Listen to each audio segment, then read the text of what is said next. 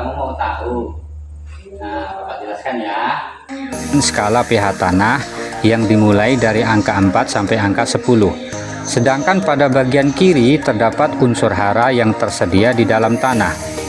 Halo sahabat, hari ini kita akan membahas sebuah topik yang menarik yang berkaitan dengan pH tanah dan apa hubungannya dengan ketersediaan unsur hara di dalam tanah.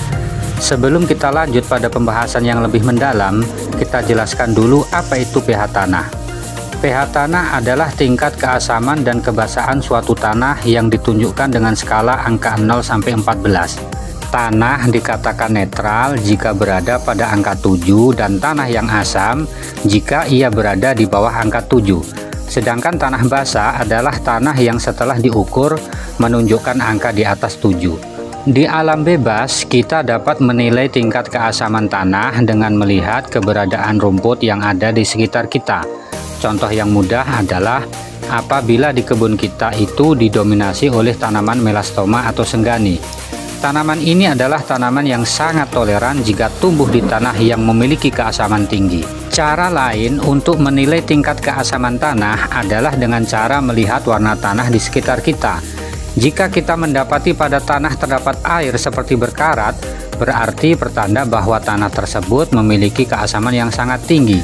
Cara lain untuk mengetahui pH tanah adalah dengan melakukan pengukuran secara manual menggunakan kertas lakmus atau kunyit.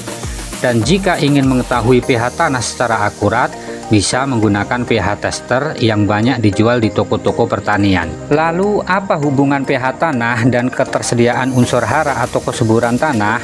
Berikut ini penjelasannya. Semua jenis tanaman dapat tumbuh dengan subur jika tanaman tersebut dapat menyerap unsur hara di dalam tanah, seperti nitrogen, fosfor, kalium, magnesium, dan sebagainya.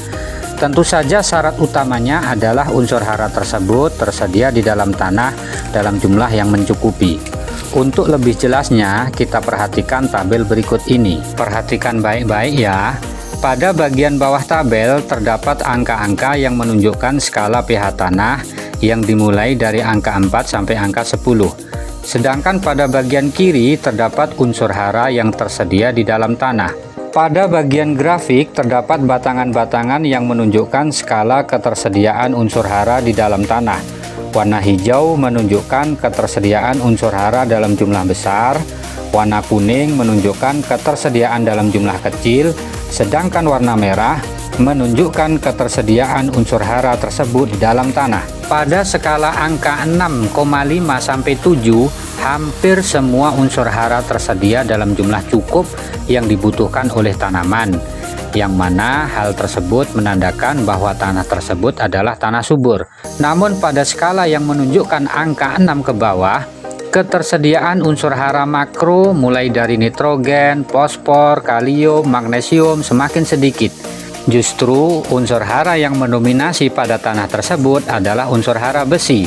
Dan zat besi yang jumlahnya terlalu besar di dalam tanah ini akan menjadi racun bagi tanaman. Kelebihan zat besi pada tanah membuat pertumbuhan tanaman menjadi terhambat sehingga dapat menurunkan produksi tanaman. Dengan demikian menjadi jelas bahwa pH tanah atau tingkat keasaman tanah merupakan salah satu faktor yang sangat menentukan dalam keberhasilan tanaman menyerap unsur hara di dalam tanah.